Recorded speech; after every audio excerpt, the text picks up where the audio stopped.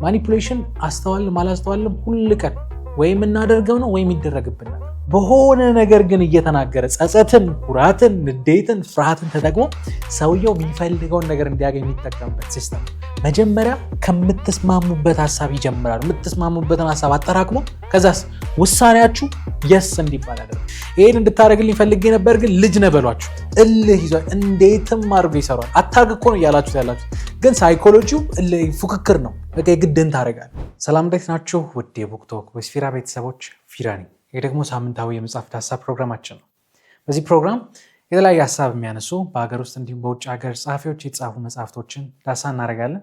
ዛሬም እንግዲህ ለእናንተ ይጠቅማሉ፣ ያስተምራሉ ብዬ ያሰብኩትን አንድ መጽሐፍ ይዤ መጥቻለሁ። መጽሐፉ እንደምትወዱት አልጠራጠርም። አብራችሁን ቆዩ።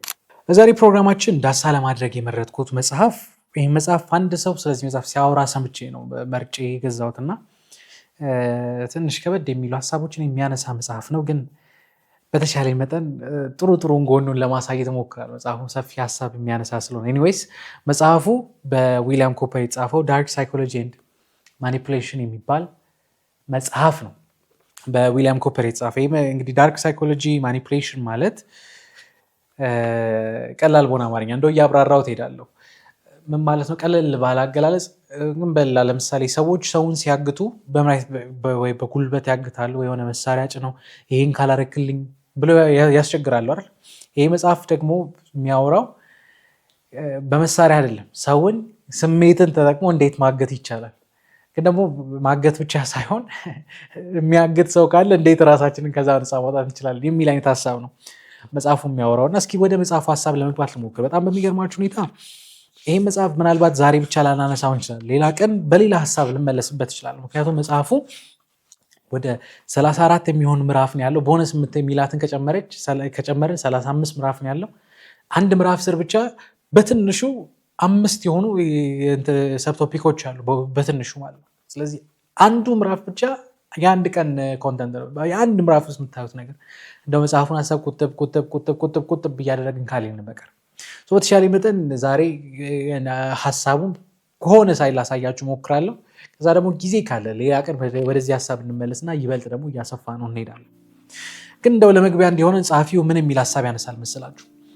ብዙ ጊዜ ሰዎች ማኒፑሌሽን የሚባለውን ቃል ማኒፑሌሽን አብራራታለሁ። እሺ፣ ማኒፑሌሽን የሚባለውን ቃል ሲያስቡ ወይ ደግሞ በአማርኛ መጭበርበር ብላችሁ ልትይዙ ትችላላችሁ። ይህን ቃል ሲያስቡ የሚያስቡት የሆነ ገንዘብ ከፍለው ማጣት ወይ የሆነ ከልት ውስጥ የሆነ ምንድን ይሄ አንዳንዴ አይምሯችሁን አታችሁ በቃ ህይወታችሁን አታችሁ የሆነ ነገር ውስጥ እንድትገቡ የሚያደርጋችሁ እንድትጭበረበሩ የሚያደርጋችሁ አይነት ሲስተም ብቻ ብለን እናስባለን። ግን ጸሐፊው ይላል ማኒፑሌሽን አስተዋልም አላስተዋልም ሁል ቀን ወይም እናደርገው ነው ወይም ይደረግብን ነገር ነው። በትንሹ ነገር እንኳን ኖቲስ ልናደርገው የምንችለው ነገር ነው። ጸሐፊው ማኒፑሌሽን የሚባለው ነገር ምንድነው ምክንያቱ ካላችሁ፣ ሰዎች የኛን የሆነ የሚጠቀሙት ስሜት የሚባል ክፍል አለ። የሆነ ስሜታችሁን ተጠቅሞ የሆነ ነገር እንድታደርጉላቸው ማድረግ ማለት። አሁን ትልቁ ትኩረት የሚያደርገው ጸሐፊው እዚህ ላይ ማኒፑሌሽን አንደኛ ምንድነው የሚለው ማኒፑሌሽን ትኩረቱ ወይ ደግሞ ሀሳቡ ስሜት ላይ፣ ሎጂክ አይደለም። ማኒፑሌሽን የሚባለው ነገር እንዲሰራ ከሎጂክ ይልቅ ኢሞሽን ላይ ትኩረት ያደርጋሉ። በተለይ ማኒፑሌት የሚያደርጉ ሰዎች ይሄ ትልቅ አቅም አላቸው።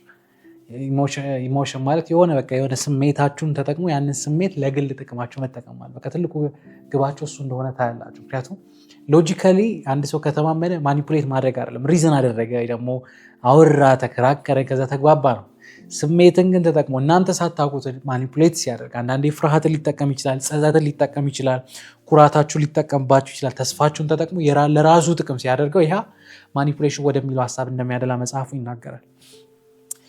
ግን ጸሐፊው ወደ ሀሳቡ ከመግባቱ በፊት ይችን ነገር ይናገራል። እንደው በጸሐፊ ቦታ በሆን እኔም እሱም በሆን ይህን ነገር እጨምራለሁ ብዬ አስባለሁ። ምክንያቱም የሚያወራቸው ነገሮች አንዳንድ ቦታ ትንሽ ጠጠር የሚለው አይነት ስለሆኑ ይህም መጽሐፍ የጻፍኩት ለዚህ ዓላማ ነው ብሎ ይናገራል። ምንድነው ልክ እንደ ዲስክሌመር ማለት ለትምህርት ዓላማ ብቻ ተብሎ የተሰራ ይላሉ አይደል? አንዳንድ ጊዜ ከባድ የሆኑ ነገሮች ሲሰሩ ጸሐፊው ምን ይላል? ይህንን መጽሐፍ የጻፍኩት ለእነዚህ ዓላማ ነው ይላል። የመጀመሪያው ሂውማን ሳይኮሎጂ እንድትረዱ፣ የሰው ልጅ ሳይኮሎጂ በምን አይነት መንገድ ነው የሚሰራው የሚለው እንድትረዱ አንደኛ። ሁለተኛ ማኒፑሌት የሚያደርጉ ሰዎች በምን አይነት መንገድ ነው አይምሯቸው ኦፕሬት የሚያደርጉት፣ ለምንድን ነው ማኒፑሌት የሚያደርጉት፣ እንዴት ነው የሚያደርጉት የሚለውን ነገር እንድትረዱ። ከዛ ደግሞ መረዳት ብቻ አይደለም፣ ከተረዳችሁ በኋላ ደግሞ እንዴት ነው ራሴ መደበቅ እችላለሁ የሚለውን ነገር እንድታውቁ ነው ይህ መጽሐፍ የጻፍኩት ይላል። አንደኛ እንዴት ነው ሳይኮሎጂያችን የሚሰራው፣ ከዛ ደግሞ ትንሽ ሰፋ ያደርገውና እንዴት ነው ማኒፑሌት ለማድረግ የሚሞክሩ ሰዎች እንዴት ነገሮችን አርቲኩሌት የሚያደርጉት ያንን ካወቃችሁ ምን እንደሚፈልጉ ካወቃችሁ ከዛ በኋላ እንዴት ራሳችሁ መጠበቅ እንደምትችሉ ለመረዳት አቅም እንደምታገኙ ይናገራል። ይህን ካወቃችሁ ራስን መጠበቅ ቀላል የሚል ሀሳብ ጻፊ ሲናገር ታዩታላችሁ። አሁን እንግዲህ አንዳንድ ተርሞችን ክሊር እያደረግን እንሄዳለን። አሁን ምን አይነት ቴክኒኮችን ከማንሳታችን በፊት ጻፊ መጀመሪያ ማወቅ ያለብን ደጋግሞ ቃሎችን ስለሚጠቀማቸው ማንሳት ያለብን ወይ ደግሞ መረዳት ያለብን ነገሮች አሉ። ምን አይነት ቃሎች ናቸው? የመጀመሪያው ለምሳሌ እዚህ ቃል ላይ የምታዩት ነገር ዳርክ ሳይኮሎጂ ራሱ ማለት ምን ማለት ነው? እኔ በጣም ገና ሲጀምር ጸሐፊው ምን የሚል ሀሳብ አነሳ? ሳይኮሎጂ የሚባል ነገር በራሱ ዳርክም አይደለም ብራይትም አይደለም የሚል አይነት ሀሳብ ሲያነሳ ታዩታላችሁ። ሳይኮሎጂ ጥሩም አይደለም መጥፎም አይደለም፣ እውቀት ጥሩም አይደለም መጥፎም አይደለም። ጥሩ የሚያደርገው መጥፎ የሚያደርገው የሚጠቀመው ሰው ነው ወይ ደግሞ አጠቃቀማችን። እና ጸሐፊው ሳይኮሎጂ የሚባል ሳይኮሎጂ ማለት በነገራችን ላይ ሰዎች እንዴት ያስባሉ፣ እንዴት ቢሄቭ ያደርጋሉ ወይ ደግሞ በምን አይነት መንገድ ምን አይነት ባህሪ ያላቸው የሚለውን ነገር የሚያጠና ሳይንስ ነው። በቃ አለቅ። ሰዎች በምን አይነት መንገድ ያስባሉ፣ ባህሪያቸው በምን አይነት መንገድ ነው የሚሄደው የሚለው የሚያጠና ሳይንስ። ቀለል ባለ አማርኛ ሳይኮሎጂ ልትሉ ትችላላችሁ። ግን ደግሞ ምን ይሆናል ዳርክ ሳይኮሎጂ ወደሚባለው ነገር ሲመጣ ምን ይሆናል መሰላችሁ? ሰዎች የእናንተን አስተሳሰብ የእናንተን ባህሪ ያለ እናንተ ፍቃድ ለግል ዓላማቸው ለግል ጥቅማቸው ሲጠቀሙ ያኔ ያ ዳርክ ሳይኮሎጂ ነው የሚባል መጽሐፉ ይናገራል። እቺ ነገር በደንብ ያዟት። ሳይኮሎጂ የሚባል ነገር በጣም ጠቃሚ ነው። ምን ሲሆን በጥሩ መንገድ ስንጠቀሙ። ለምሳሌ አንዳንድ ዘርፎች ላይ ሳይኮሎጂ እንደሚያስፈልግ ይናገራል። ለምሳሌ ቴራፒስቶች በብዙ መንገድ የተጎዱ ሰዎች፣ ትራውማ ውስጥ ያሉ ሰዎች፣ ዲፕሬሽን ውስጥ ያሉ ሰዎች ቴራፒስቶች ጋር ይሄዳሉ። እነዚህ ሰዎች ይረዳቸዋል። የሚረዳቸው ሳይኮሎጂን ተጠቅመው ነው። ሳይኮሎጂ በራሱ መጥፎ አይደለም፣ በጣም ጠቃሚ ነው። አስተማሪዎች ልጆችን ለማስተማር ልጆችን ለማነቃቃት ሞቲቬት ለማድረግ ሳይኮሎጂን ይጠቀማል። ሴልስ ላይ ሽያጭ ላይ የሚሰሩ ሰዎች ልታዩ ትችላላችሁ። አንድ ዕቃ አሳምኖ ለመሸጥ ቴሌቪዥን ላይ ወጥቶ ማርኬት ለማድረግ ማስታወቂያ ለመስራት ሳይኮሎጂን የሚጠቀሙት ይሄ ለመልካም ያለ እናንተ ፍቃድ እናንተን እየጎዳ ለግል ጥቅም የሚሆን ነገር ግን ይሄ ዳርክ ሳይኮሎጂ እንደሆነ ጻፊ ይናገራል። ስለዚህ ዳርክ ሳይኮሎጂ ሲል ይቺን ሀሳብ እያነሳ እንደሆነ እንድትረዱለት ይፈልጋል። ሌላኛው እንግዲህ በብዙ ጊዜ ነው የሚወራው ኤሌክትሪክ ለምሳሌ በራሱ ጥሩ መጥፎም አይደለም፣ አጠቃቀማችሁ ጥሩ መጥፎም ያደርጋል። ናይፍ ወይ ደግሞ ምንድን ነው የሚባለው ቢላ በራሱ ጥሩም አይደለም መጥፎም አይደለም፣ ከጠቀማችሁበት ይከትፍላችኋል። ለመጥፎ ነገር ሰው ሲጠቀምበት ግን ሰው ይጎዳል። ስለዚህ ሳይኮሎጂ በራሱ ጥሩ መጥፎም አይደለም፣ አጠቃቀም ግን ጥሩ መጥፎ እንደሚያደርገው ይናገራል። አሁን ስለ ዳርክ ሳይኮሎጂ ሲያወራ ይህን ሀሳብ እያወራ። ሁለተኛው ፐርሰፕሽን የሚባል ሀሳብ ጻፊ ያነሳል። ማኒፑሌት የሚያደርጉ ሰዎች፣ ሰውን ለማሳመን የሚሞክሩ ሰዎች፣ ለመሸጥ የሚሞክሩ ሰዎች፣ ሁሉም ሰዎች የሚጠቀሙበት ነገር እቺ ፐርሰፕሽን የምትባለው ነገር። አንዳንድ ጊዜ አንድን ነገር የምታዩበትን መንገድ ለመቀየር ሌላ ነገርየውን መቀየር አለ። ነገርየውን የምታዩበትን መንገድ ሰው እንዲነግራችሁ ማድረግ በቂ ነው። ለምሳሌ አንድ ጓደኛዬን ሰው እንዲወደልኝ ከፈለኩኝ ጓደኛዬን ከማግኘት በፊት ስለሱ በደንብ ጥሩ ነገር አወራለሁ። ሰው የሚያየው ነገር ሌላ ነው፣ ፐርሰፕሽን አይምሮ ውስጥ ግን የሳልኩት ሌላ ነው። እነዚህ ማኒፑሌት የሚያደርጉ ሰዎች ምን አይነት ቴክኒክ ይጠቀማሉ? ነጭ ነገር እያያችሁ ጥቁር ነው ይላችኋል። ጥቁርና ነጭ እኮ መሆኑ አይደለም። ጆሮአችሁ ላይ ግን የተነገራችሁ ነገር ፐርሰፕሽን እይታችሁን ይቀይራል። አንዳንድ ጊዜ ሁሌ ይናገራሉ። ተመሳሳይ ነገር እያየን በተለያየ መንገድ የምንረዳ አይምሮአችን የሚቀበልበት መንገድ ስለሚለያይ ነው። ማኒፑሌሽን ምንድነው ዓላማው? አንድን ነገር ሲያይ ያየውን እኮ እንዲያምን አይደለም፣ እኔ የምነግርህን ነገር ነው። ይቺን ነገር ብዙ ጊዜ ይናገራታል። ምናልባት እዚህ ላይ ከዚህ በፊት ተናግሬው ከሆነ አላውቅም። መጽሐፍ ቅዱስ ላይ አንድ ታሪክ አለ አይደል? የአዳምና የሔዋን ታሪክ። እንዳትበሉ ተባሉ ፍሬዋን፣ ከዛ አልበላም ብለው እነሱም እያሉ ባሉበት ብቻ እባቡ መጣና ነው ይሄ እንደ እግዚአብሔር ስለምትሆኑ ነው፣ ዋሽቶ ነው የሚል አይነት ነገር ይነግራል። ያኔ እባቡ ሲነግራት ነው ያልሰላችሁ። ሔዋንም ፍሬው ለመብላት ያማረ እንደሆነ አየች ይላል። ፍሬው እኮ ደሴም ፍሬ ነው፣ እስከዛሬ ሳትብሉ የተባሉት ፍሬ ነው። ግን ፐርሰፕሽን አዲስ ፐርሰፕሽን ሲሞላ ፍሬው ያማረ እንደሆነ አየች ይላል። ፐርሰፕሽን ማኒፑሌሽን ላይ ያሉ ሰዎች ይሄን ይጠቀማሉ። የምታዩትን ነገር በተለየ መንገድ እንድታዩ ያደርጋል። ምን ተጠቅመው? ውጭ ያለውን ቀይሮ አይደለም፣ ፐርሰፕሽናችሁን ቀይሩ። ስለዚህ ፐርሰፕሽን የምትላሰብ ጻፊ እዚህ ጋር ያነሳል። ሌላኛው እንድትረዱት የሚፈልገው ነገር ሁለት ነገር ለዩ ነው፣ ፐርሱዌሽን እና ማኒፑሌሽን የሚባል ነገር። እዚህ ጋር ስደርስ እንዴት ደስ እንዳለኝ፣ በቃ አሪፍ ሀሳብ የገለጸ። ፐርሱዌሽን ማለት ማሳመን፣ ማኒፑሌሽን ማለት ማጭበርበር ነው። ቀል ማለት አማርኛ ስንገልጽ ፐርሱዌሽን ማለት ማሳመን። በምን አይነት መንገድ ታሳሙት? መረጃ ትሰጣላችሁ። እውነተኛ የሆነውን ነገር ትሰጡና ከዛስ ያ ሰው አገናዝቦ ልክ ነው ብሎ ሲቀበል እናንተ ፐርሱዌድ አደረጋችሁት ወይ ደግሞ አሳመናችሁት ይባላል። መረጃ ሰጣችሁት።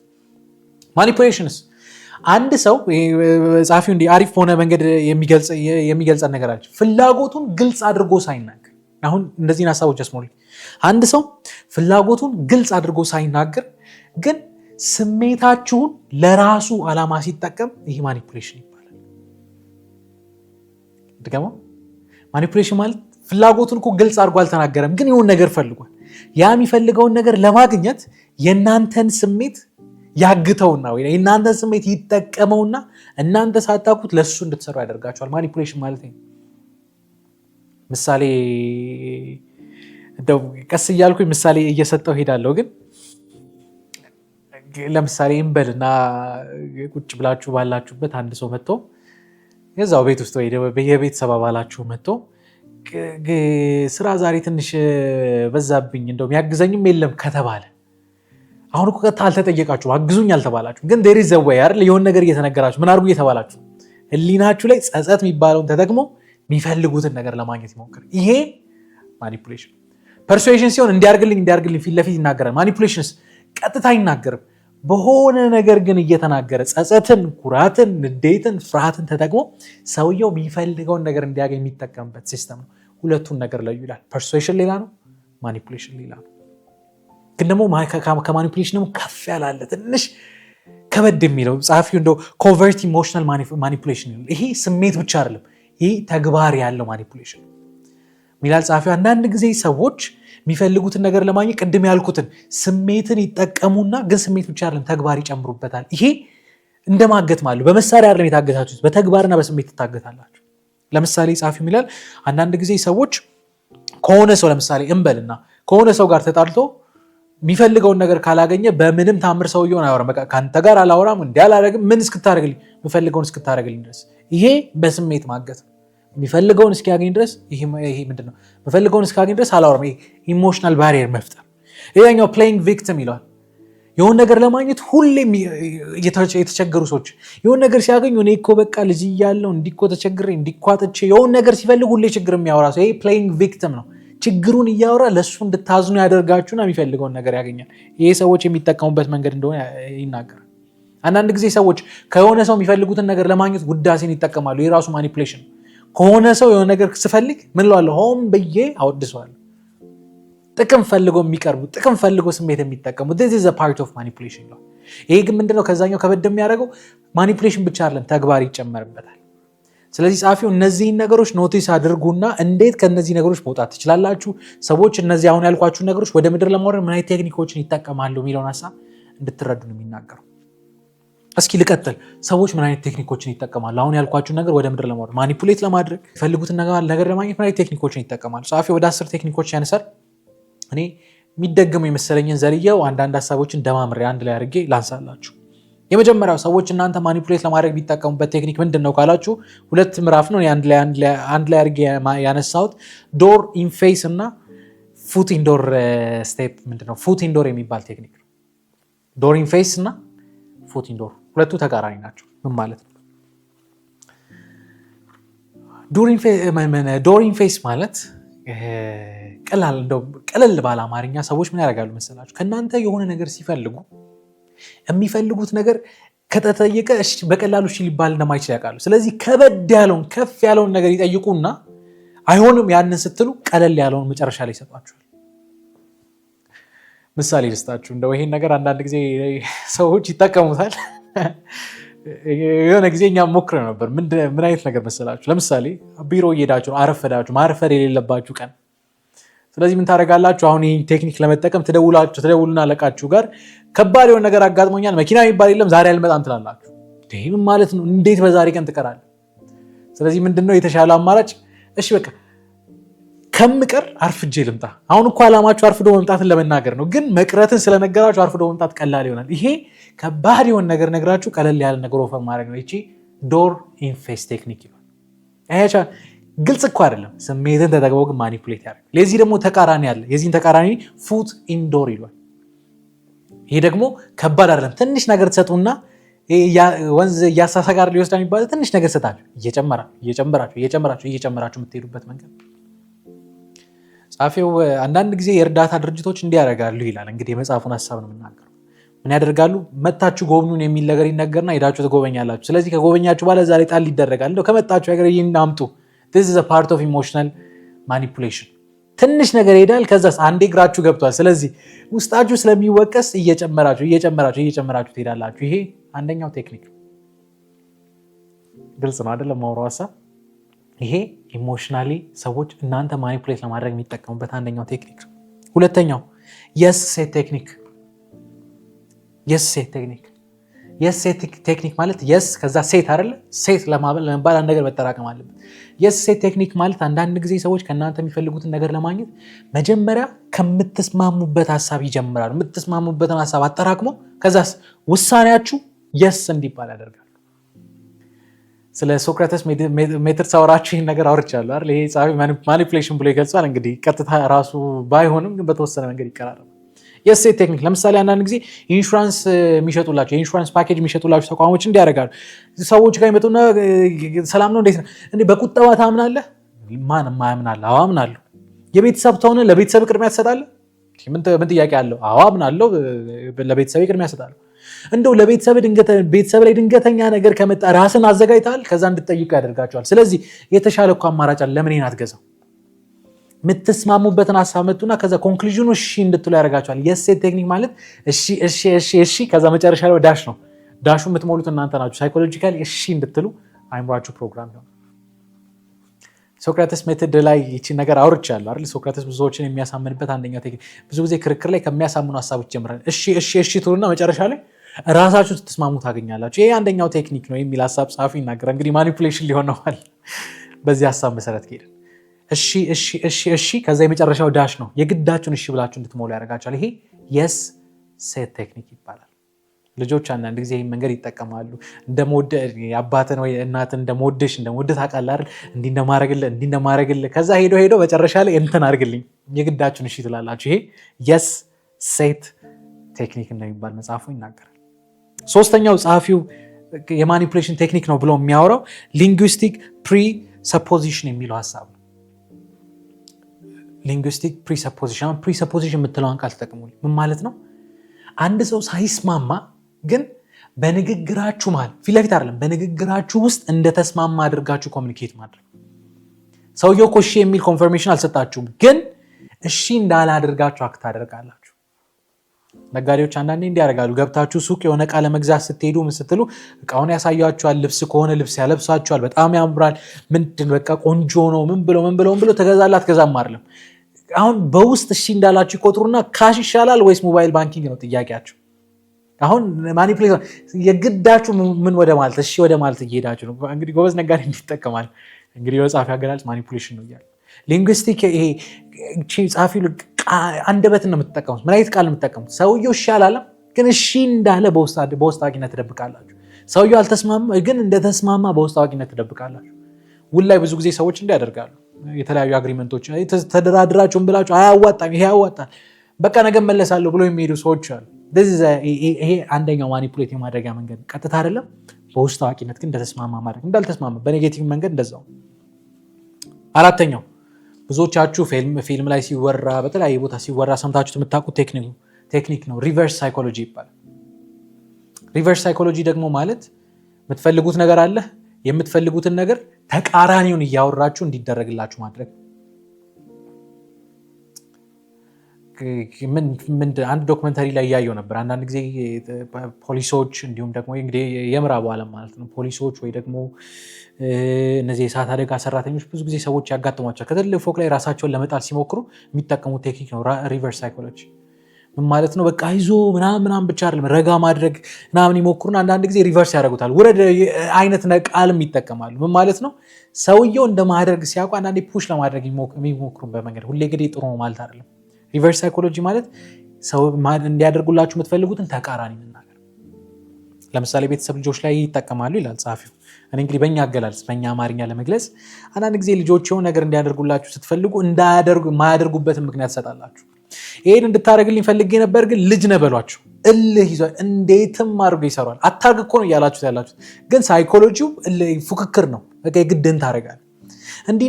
እንዲሆን ፈልጌ ነበር ግን አትችልም፣ ግን አታደርግም።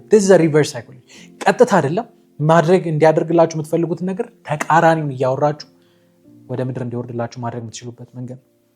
እንግዲህ ጸሐፊው ይህን ሀሳብ ለምንድን ነው የሚያወራው? አንደኛ እንዲህ ሲደረግባችሁ ኖቲስ እንድታደርጉ ሁለተኛ ምንድነው የሚባለው አስፈላጊ ሆነ ተጠቀሙት ልነበር ግን እዚህ ግድ የለም አንደኛው ላይ ያንቀር ኖቲስ አድርጉ ሰው ሲጠቀምባችሁ ከዛ ሳይኮሎጂንም አንደርስታንድ አድርጉ የሚል ሀሳብ ነው። እንግዲህ አራተኛው ቴክኒክ ነው።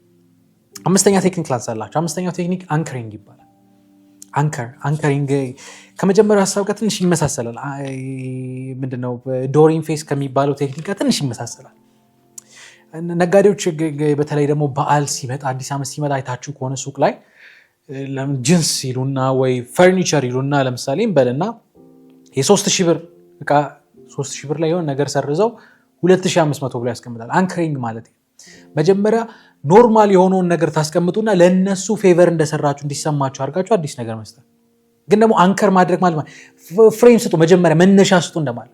መነሻው ይሄ ነው፣ ኖርማሉ ይሄ ነው፣ ግን ላንተ እንዲያደርግልሃል። አንከሪንግ ማለት ይሄ ላንተ ስል እንዲሆኛል፣ ላንተ ስል እንዲያደርጋል፣ ላንተ ስል ኤክሰፕሽናል እንደሆናችሁ እንዲሰማችሁ ያደርጋል። አንከር ማለት መጀመሪያ መነሻ ትሰጣላችሁ ማለት። መነሻ ከሰጣችሁ በኋላ ግን ለዛ ሰው ብላችሁ የሆነ ነገር እየቀየራችሁ እንደሆነ እንዲሰማው ማድረግ፣ በቃ ትልቁ ዓላማ እንዲሰማው ማድረግ። ይሄ አንድን ሰው እንግዲህ ይሄን አይደለም ምንም ነገር እንዲያደርግላችሁ ሳይኮሎጂካሊ የምትከፉበት መንገድ። የመጨረሻ እንግዲህ ስድስተኛ ቴክኒክ ማነሳላችሁ፣ ቀስ ያልን ሀሳቡን እናሰፋለን። ግን ስድስተኛው ቴክኒክ በጣም ብዙ ጊዜ የሚጠቀሙ ሶሻል ሚዲያ ላይ ብዙ ሰዎች የሚያለቅሱበት በጣም ብዙ ሰዎች የሚሸማቀቁበት ቴክኒክ ብላክ ሜይሊንግ የሚባለው ቴክኒክ ነው። ብላክ ሜይል ማድረግ ማለት በቃ ቀጥታ ቃሉ ማገት ነው። ምድር የምታግቱት የሆነን ሰው የሆነን ስሜቱን የሚቀሰቅስ ነገር ተጠቅማችሁ ሰውየውን ማገት። ለምሳሌ ይሄን ካላረክልኝ እንዲያደርግብሃለሁ። ቴዚዝ ብላክ ሜይል ማድረግ የሆነ ነገር አለ ሰውየው እንዳይሆን የሚፈልገው። ይሄን ካላደረክ እንዲሆናል፣ ይሄን ካላደረክ እንዲሆናል። ወይ ፍርሃትን የተጠቀማችሁት፣ ወይ ጸጸትን የተጠቀማችሁት፣ ወይ የሆነ ነገር ብቻ ተጠቅማችኋል። ያ ሰው እንዲሆን የምትፈልጉትን ነገር እንዲያደርግ። ይሄ ጉልበት አለ፣ ይሄ የቃል ንግግር አለ። ይሄ በጣም እንደው እስካሁን ድረስ ካወራው ትንሽ ከበድ የሚለው ነው። ለምን? ምክንያቱም ሰውየውን የትም እንዳይንቀሳቀስ አድርጋችሁ ጭምድድ ነው የምታደርጉት። እንዲህ ካላደረክ እንዲያደርጋሉ። አንዳንዴ ስግብግብ የሆነ ሰው ጥቅሙን ታርጌት አድርጋችሁ እንዲህ ካልሆነ እንዲያደርጋለሁ ብላችሁ ሰውየው እንደምትፈልጉት አክት እንዲያደርግ ብላክ ምንድነው ማኒፑሌት የምታደርጉበት ቴክኒክ ነው። አሁን ያልኩትን የሳይኮሎጂካል ቴክኒኮችን የሚጠቀሙት ምን አይነት ሰዎች ናቸው? ምን አይነት ፐርሰናሊቲ፣ ምን አይነት ስብዕና ያላቸው ሰዎች ናቸው? ይሄ አሁን ስለ ስብዕና ጸሐፊው የሚያወራቸው ነገሮች በተወሰነ ይብዛም ይነስም ብዙ ሰዎች ውስጥ ሊኖር ይችላል። ግን አንዳንድ ሰዎችን ዶሚኔት ያደርጋቸዋል ማለት ህይወታቸውን በማወራችሁ በእነዚህ ፐርሰናሊቲ ውስጥ የተሞላ ነው። በቃ አሁን ሳወራችሁ አይምሯችሁ ላይ የሚመጡ ሰዎች ማለት እነዛ ሰዎች ናቸው፣ መገለጫቸው ናቸው። ምን አይነት ፐርሰናሊቲ ያላቸው ሰዎች ናቸው? እስኪ እነዚህ ሰዎች ላንሳላችሁ። የመጀመሪያው ሶሻል ሚዲያ ላይ ብዙ ጊዜ ሲወራ ሰምታችሁ ታውቃላችሁ ብዬ አስባለሁ። ናርሲሲስት የሚባሉ ሰዎች ናቸው፣ ወይ ደግሞ ናርሲሲዝም ይሏል ጸሐፊው። ናርሲሲዝም ማለት በብዙ መንገድ ሊገለጽ ይችላል። እኔ ግን ከመጽሐፉ የገባኝ አንድ በጣም ቀላል የሆነው አማርኛ ምንድነው ካላችሁ ሰልፍ ወርሺፕ ወይ ደግሞ ራስን ማምለክ እንደማለት በቀላል በሆነ አማርኛ። ናርሲሲስት የሆኑ ሰዎች ምን አይነት ሰዎች ናቸው? አብዛኛውን ጊዜ አይምሯቸው ውስጥ የሚኖሩ ሰዎች ናቸው። አይምሯቸው ውስጥ በምን አይነት መንገድ ነው የሚኖሩት ካላችሁ ለራሳቸው የተለየ ቦታ በመፍጠር ለራሳቸው ክብር በመስጠት በገቡበት ቦታ ሁሉ መታየት፣ ትኩረት፣ ሴንተር ኦፍ አቴንሽን ለመሆን የሚፈልጉ አይነት ሰዎች ናቸው። እነዚህ ሰዎችን በምን ትለያላችሁ? አንደኛ በገቡበት ቦታ ሁሉ ላውድ ናቸው፣ ድምፅ ያሰማሉ፣ ክብር ይፈልጋሉ፣ ጭብጨባ ይፈልጋሉ፣ እውቅና ይፈልጋሉ። እነዚህ ናርሲሲስት የሆኑ ሰዎች አንደኛው መገለጫቸው። ሌላኛው ሴንተር ኦፍ አቴንሽን መሆን ይፈልጋሉ። ምንም ነገር ሲፈጠር ስማቸው መነሳት አለበት። ምንም ነገር ሲፈጠር እነሱ ማማከር አለባቸው። ይወቁ አይወቁ they don't care ብቻ እጃቸውን ያስገባሉ። በማያገባቸው ውስጥ የሚገባሉ። ለምን? ስማቸው መጥፋት የለበትም። እንዴት ጭር ሲል ጨንቀኛል አይነት ሰዎች ናቸው። ስማቸው ካልተጠራ የሚያዝኑ አይነት ሰዎች ናቸው። ሌላኛው ናርሲሲስት የሆኑ ሰዎች በምን ትለያቸዋላችሁ? እነዚህ ሰዎች ነቀፌታ አይወዱ። በምንም ታምር አይሳሳቱም። ቢሳሳቱም ስህተት አይደለም። ለምን? ልክ ናቸው። እነሱ ሙሉ እንደሆኑ የሚያስቡ አይነት ሰዎች ናቸው። ስለዚህ በጣም የሚገርማችሁ ነገር ጸሐፊው ምን ያመሰላችሁ? ለአንዳንድ ሰው ስህተት ከተነገረው ተሳስቻለሁ አስተካክላለሁ። ለአንዳንድ ሰው ስህተት ከተነገረው በቃ ወይ ደግሞ የተለያየ ምክንያት ሊያነሳ ይችላል። ደክሞኝ ነው ወይ ኤክስኪውዝ ሊያነሳ ይችላል። ለናርሲሲስት ሰዎች ግን ድክመት ስትነግሯቸው ቀንታችሁባቸው ነው። ኤቭሪቲንግ ኢዝ አባውት ዳም። ተሳስታል፣ ቀንተህበት ነው። ተሳስታል፣ የሆነ ነገር አስበበት ነው። ይሄ ናርሲሲስት የሆኑ ሰዎች ባህሪ እንደሆነ መጽሐፉ ይናገራል። ግሩፕ ውስጥ ታውቋቸዋላችሁ። አሁን ሳወራችሁ ምን አይነት ባህሪ በነገራችን ላይ በተወሰነ መንገድ ሁላችንም ውስጥ አለ፣ ግን ዶሚኔት አድርጎ የሚቆጣጠራቸው አይነት ሰዎች አሉ። ሌላኛው እነዚህ አይነት ሰዎች ምን አይነት ሰዎች ናቸው? ስፔሻል ትሪትመንት ይፈልጋሉ። በገቡበት ቦታ ሁሉ የሆነ የተለየ ነገር ይፈልጋሉ። በሌላ ቋንቋ ማለት ነው ምን እሰጣለሁ ሳይሆን ምን እቀበላለሁ በሚል አስተሳሰብ የሚንቀሳቀሱ ሰዎች ናቸው። ትዳር ውስጥ ምን እሰጣለሁ ሳይሆን ምን እቀበላለሁ፣ ቢሮ ውስጥ ምን እሰጣለሁ ሳይሆን ምን እቀበላለሁ። ይሄ የናርሲሲስት የሆኑ ሰዎች መገለጫ ነው። በገቡበት ቦታ ሁሉ ስፔሻል ትሪትመንት እንደሚያስፈልጋቸው የሚያምኑ ሰዎች እንደሆኑ መጽሐፉ ይናገራል። ከዚህ የተነሳ ሰልፍ ሴንተርድ ስለሆነ ሁሉም ነገር በእነሱ ላይ ስለተመሰረተ ብዙ ጊዜ ኢምፐቲ ያታዩባቸውም። ለሰው ማሰብ የሚባል ነገር ብዙ ጊዜ እነሱ ጋር የለም። ሲያስቡ ልታዩ ትችላላችሁ። ድራማ ነው። የሆነ ነገር ሲፈጠር ቶሎ ቦታ የሚቀይሩ አይነት ሰዎች ናቸው። የማይደራደሩበት አንድ ነገር አለ። ምን ክብራቸው። የማይደራደሩበት አንድ ነገር አለ። ምን ሰላማቸው። የነሱ ይሄ ምንድን ነው የሚባለው? ይሄ የነሱ ክብር የነሱ ስም የማይጠራበት ቦታ ከሆነ ነው ይሄ የኔ ቦታ አይደለም ብሎ ሲሸሹ ታያቸዋላችሁ። ናርሲሲስት የሆኑ ሰዎች ይሄኛውን ስሜት ለማግኘት የትኛውን ስሜት? መከበርን፣ ሰው እንዳይወቅሳቸው፣ ስፔሻል ትሪትመንት ለማግኘት ሰውን ማኒፑሌት ያደርጋሉ። በምን አይነት መንገድ? ከዚህ በፊት ባወራናቸው መንገድ ሊሆን ይችላል። ወይ ብላክሜል ሊያደርጉ ይችላል፣ ወይ ሪቨርስ ሳይኮሎጂ ሊጠቀሙ ይችላል፣ ወይ የሴት ቴክኒክ ሊጠቀሙ ይችላል። የሆነ ቴክኒክ ተጠቅሞ ስፔሻል ትሪትመንት ማግኘት አለባቸው። ለምን? ስፔሻል ስለሆኑ። የሆነ ቴክኒክ ተጠቅሞ ከወቀሳ ማምለጥ አለባቸው። ለምን? ስፔሻል ስለሆኑ። ይሄ የእነሱ ሜንታሊቲ ነው። እንደዚህ አይነት ፐርሶናሊቲ ያላቸው ሰዎች ብዙ ጊዜ ወደ ማኒፑሌሽን እንደሚያደሉ መጽሐፉ ይናገር። ሁለተኛው ፐርሶናሊቲ ብሎ የሚያስቀምጠው ጸሐፊው ማኬቬሊያኒዝም የሚለውን ሀሳብ ነው። እንግዲህ ቃሏ ትንሽ ከባድች። ማኬቬሊያኒዝም ከተሳሳቱ ታርሙኛላችሁ። ይህን ሀሳብ የሚያወራው ጸሐፊው ከኒኮሎ ማኬቬሊ ከሚባለው ሰው ተነስቶ ነው። እንግዲህ ይህም መጽሐፍ እንዳነብል ዳሳ እንዳደርግላችሁ እንደጠየቃችሁኝ ትዝ ይለኛል። ፕሪንስ የሚባለው መጽሐፍ አይደለ? በተለይ ስለ ፎርቴት ሎስ ኦፍ ፓወር የሚለው መጽሐፍ ዳሰሳ ሳደርግ በተወሰነ መንገድ የሚቀራረብ ይመስለኛል። አላነበብኩትም፣ የሚቀራረብ ይመስለኛል። ብቻ ግን ዳሳ እንዳደርግ ይጠይቃችሁኛል። እዛ መጽሐፍ ላይ ይሄ ኒኮሎ ማኬቬሊ የሚባለው ሰው ኢሮፕን ጎብኝተዋል። እንግዲህ የተለያዩ ኢሮፕ ሀገሮች ውስጥ ያሉትን ነገስታቶች አይተዋል፣ ባለስልጣኖች አይተዋል፣ የተለያዩ ሰዎችን አይተዋል። እና ከዛ ተነሳና የፖለቲክስ ዓለም ውስጥ ያሉ ሰዎች በምን አይነት መንገድ ነው የሚያስቡት፣ በምን አይነት መንገድ ነው የሚንቀሳቀሱት የሚለውን ነገር መጽሐፍ አድርገው ያወጣ ሰው እና አሁን ከምናወራው ነገር ጋር ምን ያገናኛል ካላችሁ በጸሐፊው አገላለጽ አሁን ያልኩትን ፐርሶናሊቲ ያላቸው ሰዎች ምን አይነት ሰዎች ናቸው? በጣም ስትራቴጂክ እና የሚፈልጉትን ነገር ለማግኘት ሩዝለስ ወይ ደግሞ ጨካኝ የሆኑ አይነት ሰዎች እንደሆኑ ጸሐፊው ይናገራል። ምን ማለት ነው? እስኪ እያሰፋልኝ። አንዳንድ ጊዜ እንደዚህ አይነት ሰዎች ያጋጥማቸው ያውቃል? ዝምተኛ ይመስላሉ፣ ብዙ ላውድ የሆኑ ሰዎች አሉ፣ ግን ውስጣቸው እንደው ቀላል የሆነ አገላለጽ በተንኮል የተሞላ ብዙ ነገሮችን በአንድ የሚያቅዱ ገብተው ይሄ ወድቀው የማይወድቁ አይነት ሰዎች የለም፣ ብቻ በተንኮል ተይዘው የሆነ ቦታ ላይ የሚገቡ አይነት ሰዎች፣ እንደነዚህ አይነት ሰዎች እዚህ ፐርሶናሊቲ ውስጥ እንደሚገቡ መጽሐፉ ይናገራል። ማለት ነው። እስኪ እናስፋው አይደል? ልክ እንደ ናርሲሲስት እንዳልናቸው ሰዎች እነዚህ ሰዎች ምን አይነት ባህሪ ያላቸው ካላችሁ ጸሐፊው በብዙ መንገድ ይገልጻቸዋል። ግን የመጀመሪያው ባህሪያቸው ብሎ የሚገልጸው ነገር ጸሐፊው እነዚህ ሰዎች በጣም ስትራቴጂክ እና ነገሮችን ካልኩሌት አድርገው የሚንቀሳቀሱ አይነት ሰዎች ናቸው ማለት ነው። ስለ ስትራቴጂ ከዚህ በፊት አውርቻለሁ። ስትራቴጂ ማለት ቀድሞ የማሰብ ቀድሞ የማቀዳቀም የሆነ ነገር እንዲፈጠራል፣ ከዛ እንዲህ ከሆነ በኋላ ውስብስብ የሆኑ ነገሮችን በአንዴ ማቀድ የምትችሉበት አቅም ነው ስትራቴጂ። ካልኩሌት ደግሞ ማድረግ ማለት በሁሉም አቅጣጫ ለነገሮች ራስ ማዘጋጀት ማለት። እነዚህ ሰዎች ሰውን ሲቀርቡ የሆነ ነገር አስበው የሆነ ጥቅም አስበው የሚቀርቡት። እናንተን ሲቀርባቸው የሆነ ካልኩሌሽን አካል ውስጥ ናቸው፣ ሲርቋቸው የሆነ ካልኩሌሽን አካል ውስጥ ናቸው። ወይ ለእድገት ነው፣ ወይ ለመቆየት ነው፣ ወይ ለሆነ ዓላማ ነው። ለእናንተ ብሎ ለመቅረብ ብሎ ጀኒውን የሆነ ኮኔክሽን መፍጠር የማይችሉ አይነት ሰዎች ናቸው። እንደነዚህ አይነት ሰዎች ሲያሞግሷችሁ ምክንያት አለ፣ የሆነ ነገር ሲያደርጉ ምክንያት። ኤቭሪቲንግ ኢዝ ካልኩሌትድ። እንደነዚህ አይነት ሰዎች እዚህ ፐርሶናሊቲ ውስጥ እንደሚገቡ ጸሐፊው ይናገራል። ሌላኛው ምን አይነት ባህሪ ያላቸው? ብዙ ጊዜ ድብቅ ናቸው። በተለይ ደግሞ ጸሐፊው እንዲህ ይላል they always hide their true intention ይላል። እውነተኛ ሀሳባቸው እውነተኛ ፍላጎታቸውን አታውቁትም። አፋውተው አይናገሩም። በሆኑ ነገሮች የተደባበቁ ስለሆኑ እንደዚህ አይነት ሰው ምን እንኳን ነው ይፈልግ ግልጽ ሆኖ እንደማይቀመጥ መጽሐፉ ይናገራል። በሚስጥር የተሞሉ ናቸው። ሌላኛው ዓላማቸው ላይ ወይ ደግሞ የሆነ ነገር ማግኘት የፈለጉት ነገር ላይ ስለሆነ ትኩረት የሚያደርጉት እነዚህ ሰዎች ብዙ ጊዜ ኢሞሽናሊ ዲታች የሆኑ ሰዎች ናቸው። ወይ ደግሞ ምንድነው ስሜት ብዙ ጊዜ የማታዩባቸው አይነት ሰዎች ናቸው። ጀስት ኮልድ የሆኑ አይነት ሰዎች አይታችሁ ታውቋቸዋላችሁ። በነገራችን ላይ እንደነዚህ አይነት ሰዎች ካልኩሌት አድርገው የሚንቀሳቀሱ ብዙ ጊዜ ኢሞሽናል ማይት ብዙ ጊዜ በጣም ሲፈነድቁ ማታዩ፣ ብዙ ሲናድሩ ማታዩ፣ ጀስት ካልኩሌት እያደረጉ ነገሮችን የሚንቀሳቀሱ አይነት ሰዎች ናቸው። ከዚህ የተነሳ ብዙ ጊዜ ላውድ አይደሉም፣ ትንሽ ዝም ብለው ግን ደግሞ ተጽዕኖ የሚፈጥሩ አይነት ሰዎች ናቸው። ሌላኛው ሰውን እንደዚህ አይነት ሰዎች ልክ እንደ መሳሪያ ነው የሚያዩት። የሆነ ነገር ይፈልጋሉ፣ የሆነ ነገር ከሆነ ሰው ያገኛሉ። ከዛ እንደ ዕቃ ነው አንዳንድ ጊዜ ሊጥሏቸዋል። በቃ የሆነ ነገር ይሰራል። ከዛ በኋላ ለሰው ግድ የለውም። እንደነዚህ አይነት ሰዎች በጣም በሚገርማቸው ሁኔታ የሚቆይ ሪሌሽንሽፕ የላቸው። ጥቅም ላይ የተመሰረተ ማንነት ስላላቸው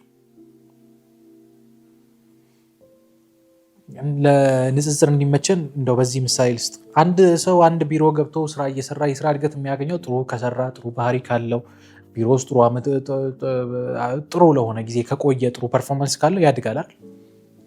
አሁን ያልኩትን ፐርሶናሊቲ ያላቸው ሰዎች ያድጋሉ። ደግሞ በጣም የሚገርማቸው ሁኔታ ቶሎ ነው የሚያድጉ። ግን ቶሎ እንዴት ነው የሚያድጉ ካላቸው እነዚህን ቴክኒክ ተጠቅሞ ነው። አንደኛ ሰው ያውቃሉ። ሰው ማወቅ ብቻ አይደለም፣ ማጋር ምን አይነት ባህሪ ማሳየት እንዳለባቸው ያውቃሉ። ኢሞሽናሊ ዲያታች ናቸው ማለት ውስጥ ስሜቱ አይገባም እንጂ ከላይ ከቨር ማድረግ ላይ ጥሩ ናቸው። ጎበዝ ድራማ ተጫዋቾች ናቸው። ጻፊን ሀሳብ ያነሳል። ሰው ያውቃሉ ማጋር በምን አይነት መንገድ አክት ማድረግ እንዳለባቸው ያውቃሉ። መቼ ማጎብደድ፣ መቼ ማጨብጨብ፣ መቼ መናደድ እንዳለባቸው ያውቃሉ። ይሄን ሲሆኑ ግን አጥቶ አይደለም they're being strategic እየሆኑ ተቀናቃኞቻቸውን ብዙ ጊዜ ማጥፋት መጣል አለ ሊትራሊ ያጠፏቸዋል። ፍርሃት ስላለባቸው ምክንያቱም እነሱ በሆኑ ቴክኒኮች ስለወጡ ሁሉም ሰው እንደነሱ ስለሚያስቡ በተቻለ መጠን የሮበርት ግሪን ሀሳብ አለ destroy your enemies completely ጠላቶቻችሁ ለነገ እንዲነሱ እድል አትስጧቸው። the 48 laws of power ላይ ይሄን ሀሳብ አንስቻለሁ። ነገን እንዲያዩ እድል አትስጧቸው። ለምን በኋላ ለበቀል አቅም ያገኛል። ስለዚህ ጠላቶቻቸውን ቶታሊ ዲስትሮይ ለማድረግ የሚሞክሩ አይነት ሰዎች ናቸው። ሌላኛው ምን አይነት ባህሪ ያላቸው በብዙ ነገር ተጠንቅቀው ስለሆነ የሚሄዱት ሰልፊ ምንድነው ሰዎች ውስጥ የነሱን ስዕል ለመቅረጽ ይሞክራሉ። ማለት የተለያየ ሰው ጋር የተለያየ አይነት መልክ ነው ያላቸው። የሆነ ሰው ጋር ሳቂታ ናቸው፣ የሆነ ሰው ጋር ተናዳጅ ናቸው፣ የሆነ ሰው ጋር ሲሪየስ ናቸው። ይሄ ሁሉ ነገር የተጠናበት ነው። የሁሉ ነገር ድራማ ነው፣ የነሱ ማንነት አይደለም። ይሄ ሁሉ ለምንድነው የሚያደርጉት ካላችሁ ስልጣን ፍለጋ። ይሄን ለምንድነው የሚያደርጉት ካላችሁ የሚፈልጉትን ነገር ለማግኘት። ይሄን ሁሉ ለምንድነው የሚያደርጉት ካላችሁ በቃ ይሄ ምንድነው በጣም የሚፈልጉት ነገር ወደ እጃቸው እስኪገባ ድረስ ብዙ ነገሮችን የሚሞክሩ አይነት ሰዎች ናቸው። ከዚህ ሀሳብ ተነሱና ቀላል በሆነ አማርኛ ስልጣን ለማግኘት ወይ ደግሞ ፓወር ለማግኘት እነዚህ ሰዎች የግድ ማኒፑሌሽን መጠቀም አለባቸው። ቀደም ያወራናቸው ሌላ ማኒፑሌሽን ቴክኒኮችን እንደ ግዴታ ነው፣ ካልሆነ ሊያገኙት አይችሉም።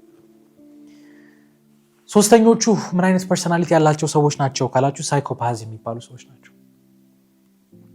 ሳይኮፓዝ ሲባል ብዙ ጊዜ የምታውቁት ምናቀው አይደል? በጣም ወንጀለኞች፣ ሰው የሚያጠፉ፣ ሰው ላይ በጣም አሰቃቂ ነገር የሚያደርጉ ግን ሲያደርጉ ምንም አይመስላቸው፣ እንደውም አንዳንዴ ደስታ የሚሰማቸው አይነት ሰዎች ናቸው። ምናልባት እነዚህ ሰዎች እውነት ነው የዚህ ፐርሶናሊቲ አንድ አካል ናቸው። ግን ለምንድን ነው እንዲሆኑት? ባህሪያቸውን እስኪ ላውራችሁ። እነዚህ ሰዎች አዘኔታን ብዙ ጊዜ የሚያውቁ ሰዎች አሉ። የአዘኔታ ስሜት ብዙ ጊዜ የሚሰማቸው ሰዎች አሉ። የሆነ ነገር ያደርጋሉ፣ በቃ ማድረግ እንዳለባቸው ከተሰማቸው ብዙ ጊዜ ኦን ታይም እዛው ነው የሚወስዱት። የሆነ ነገር ያስባሉ፣ እዛው ይወስናሉ። ከዛ ስለ ኮንሲኩዌንሱ ከዛ በኋላ ስለሚመጣው ነገር አያስቡ፣ ያደርጋሉ፣ ምንም ስሜት የላቸውም። በዚህ ምክንያት ነው ብዙ ጊዜ አሰቃቂ የሆነ ወንጀል የሚያደርጉ ሰዎች ሳይኮፓዝ ናቸው የሚባሉት። ያደርጋሉ፣ ኮንሲኩዌንሱን አያስቡ።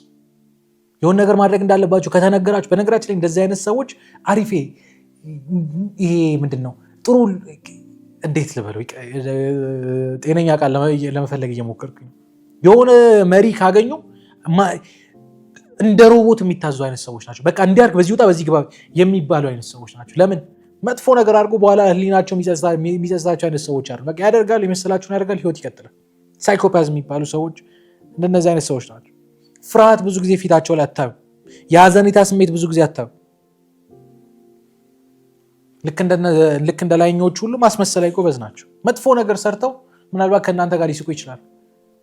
እኔ የተወሰኑ ሪያሊቲ ሾዎችን አይቻል። በጣም አሰቃቂ የሆነ ወንጀል ሰርተው ምንም አይመስላቸውም። ሄደው ኳስ ያሉ ሄደው ይጫወታሉ። ሲያደርጉ ግን አይታወቅም። ከሆነ ዓመት በኋላ እከሌ እኮ እንዲሰራ ተብሎ ወንጀሉ ሲታይባቸው ነው እነዚህ ሰዎች እውነትም እንዳደረጉት የሚሰማቸው።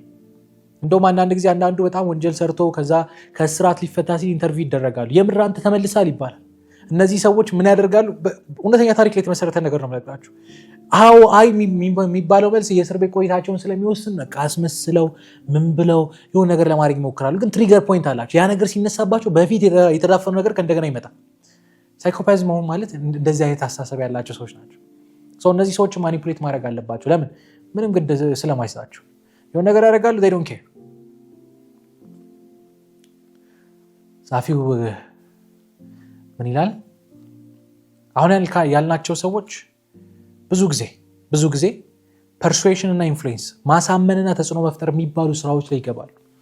መግባት ብቻ አይደለም ስኬታማ የሆነ ሁሉም እዛ ዘርፍ ላይ የሚገቡ ሰዎች እንደዛ ናቸው ማለት አይደለም። የተወሰኑ ዘርፎችን ልጠራ ስለሆነ ይህችን ሀሳብ አስምሩ። እንደዚህ ዘርፎች ውስጥ እነዚህ ሰዎች ይገባሉ፣ ብዙ ጊዜ ስኬታማ የሆነ እድላቸው ከፍ ያለ ነው። ግን እዛ ውስጥ ያሉ ሰዎች ሁሉ እንደዛ ናቸው ማለት አይደለም። እሺ እሱን ሀሳብ እንድትረዱልኝ ጸሐፊው እንደዚህ አይነት ሰዎች ወደ ጠበቃነት የሚሳቡ አይነት ሰዎች ናቸው ይላል። ወደ ፖለቲክስ የሚሳቡ ወይ ደግሞ ወደ ፖለቲካ የሚሳቡ አይነት ሰዎች ናቸው ይላል። ፐብሊክ ስፒከር ናቸው፣ ሚዲያ ላይ ወጥቶ ምናምን የሚናገሩ አይነት ሰዎች ናቸው። ብዙ ጊዜ ለእንደዚህ አይነት ነገር ይቀናቸው አይለ ሴልስመን ናቸው፣ ማርኬተር ናቸው፣ ወጥቶ ፕሮሞት ማድረግ መሸጥ፣ ለእንደዚህ አይነት ነገር ጥሩ ናቸው። ለምን? እነዚህ ሰዎች ማኒፑሌሽን እየተጠቀሙ ሰውን ማሳመን ላይ ጥሩ ስለሆነ። አሁን እንግዲህ አሁን የጠቀስኳቸው ዘርፍ ላይ ያሉ ሰዎች ሁሉ እንደዛ ናቸው ማለት አይደለም፣ ግን እነዚህ ሰዎች ወደዛ ይሳባሉ። እሺ በጣም ጥሩ። አሁን ወሳኝ ጥያቄ ነው የምንጠይቀው። ወሳኝ ጥያቄ ነው ደግሞ የምንመልሰው። ማኒፑሌት እየተደረጋችሁ እንደሆነ ታውቃላችሁ ወይስ አታውቁ? እኔ ከጓደኛዬ ጋር ሰው ማኒፑሌት እያደረገኝ ነው አይደለም። አሁን ራሱ ከሆነ ሰው ጋር ሰው ማኒፑሌት እየተደረግኩ ነው አይደለም። ማኒፑሌት እየተደረጋችሁ እንደሆነና እንዳልሆነ ማወቅ ከፈለጋችሁ እነዚህ 6 ጥያቄዎችን ጠይቁ። ይሄ ለእነዚህ 6 ጥያቄዎች ቢያንስ ከግማሽ በላይ የሆነው አዎ ከሆነ እናንተ ማኒፑሌት እየተደረጋችሁ ሰው ምንድን ናቸው እነዚህ መስፈሪያዎች? የመጀመሪያው ጸሐፊው ማኒፑሌት እየተደረጋችሁ እንደሆነ እንዳልሆነ ለማጣራት ከፈለጋችሁ እንድጠይቁ የሚያደርጋችሁ ነገር ከዛ ሰው ጋር ስትሆኑ፣ ከሱ ወይ ከሷ ጋር ስትሆኑ ብዙ ጊዜ የወቀሳ ስሜት ይሰማችኋል። ጓደኛ፣ የትዳር አጋር ወይ ወደፊት የትዳር አጋር፣ እጮኛ፣ እንደዚህ አይነት ነገር ከሷ ጋር ስትሆን ወይ ከሱ ጋር ስትሆን ብዙ ጊዜ የወቀሳ ስሜት ይሰማ። ወቀሳ ብቻ አይደለም በቂ አይደለም የሚል አይነት ስሜት ይሰማችኋል። ይህ ስሜት ከመሬት ተነስቶ ይመጣ አይደለም። ያ ሰው ሳታስቡት እናንተ ላይ እየጫነ ነው። ይሰማችኋል? አዎ ከሆነ መልሱ ማኒፑሌት እየተደረጋችሁ፣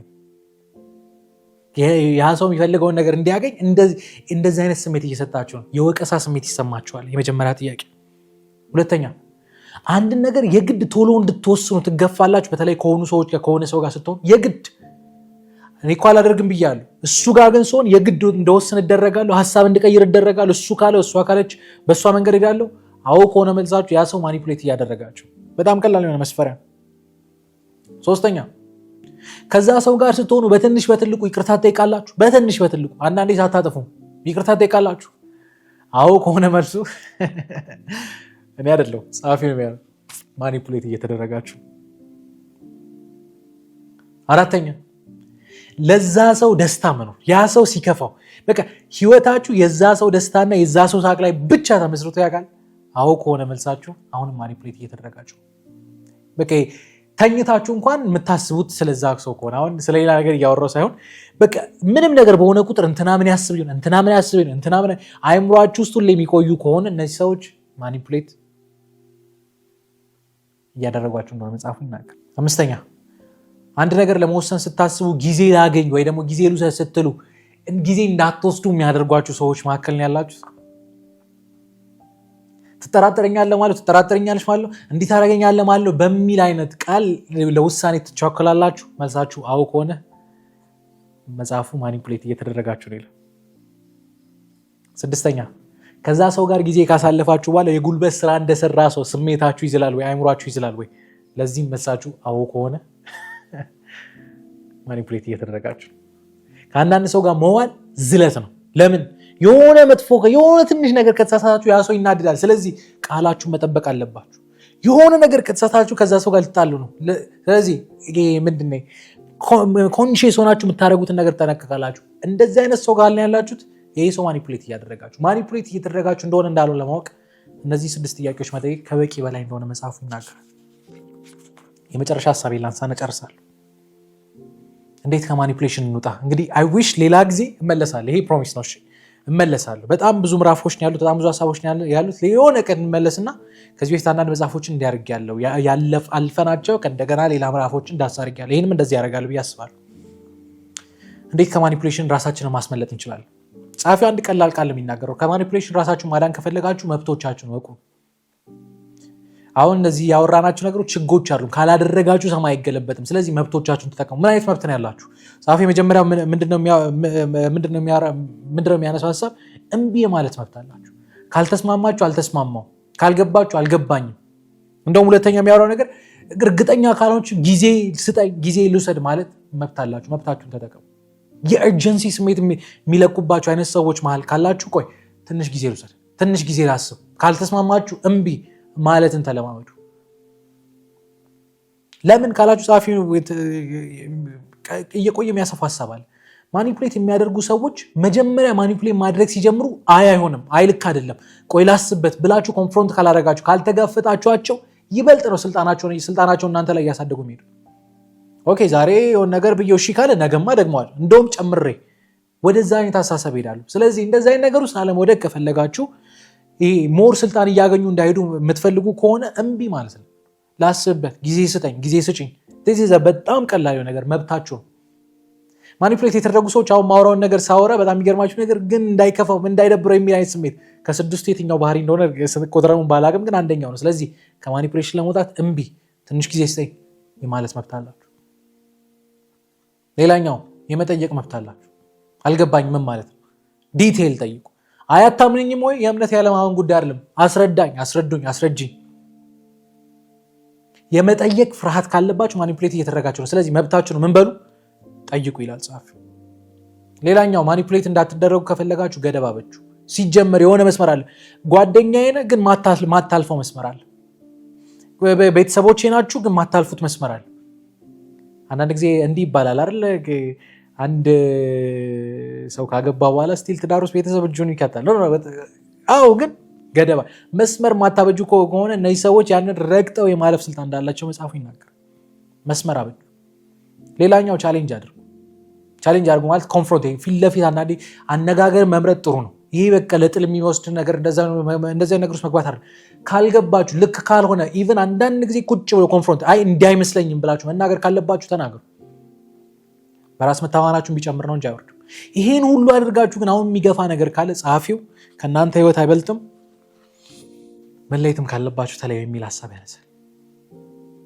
ለምን ማኒፑሌት የሚያደርግ ሰው የማኒፑሌሽን አቅሙ እንደተወሰደበት ሲገባው፣ ቅድም ካላቸው ምናልባት ፐርሶናሊቲ አንደኛው ውስጥ ሆነ እንደ በፊቱ ተጽዕኖ መፍጠር እንደማይችል ሲገባው ከእናንተ ጋር ያለው ነገር የጊዜ ጉዳይ ነው። በጊዜ ጸጥ ይላል፣ በጊዜ ያቆማል። ሰው እንግዲህ የመጽሐፉን ሀሳብ ቀለል ባለ መንገድ ግለጽ ብትሉኝ በዚህ መንገድ እገልጸዋለሁ። እንዳልኳችሁ መመለስ አይቀርም። ግን ዳርክ ሳይኮሎጂ እና ማኒፑሌሽን የሚባለው ነገር የየዕለት ህይወታችን ነው። ሶሻል ሚዲያ ላይ የምናየው ነው። አብረውን ከሚኖሩ ሰዎች፣ ጓደኛ፣ ቤተሰብ ጋር የምናየው ነገር ነው። ግን ካወቅንበት ራሳችንን ማዳን፣ ራሳችንን ማስመለጥ እንደምንችል ከዚህ መጽሐፍ ትረዳላችሁና እኔ እንግዲህ መጽሐፍ በዚህ መንገድ አየሁት። መጽሐፉ እንዴት አያችሁት? ስለዚህ መጽሐፍ ያላችሁን አስተያየት ከስር በማስቀመጥላችሁ የሶሻል ሚዲያ አማራጮች ገብታችሁ ልትጽፉልኝ ትችላላችሁ። ከኔ ጋር ግን በዚህ ሳምንት የነበረን ቆይታ ይህን ይመስላል። ቀጣይ ሳምንት በአዲስ ሀሳብ በአዲስ መጽሐፍ እንገናኛለን። የቀጣይ ሳምንት ሰዎች ይበለን። መልካም ሳምንት ባይ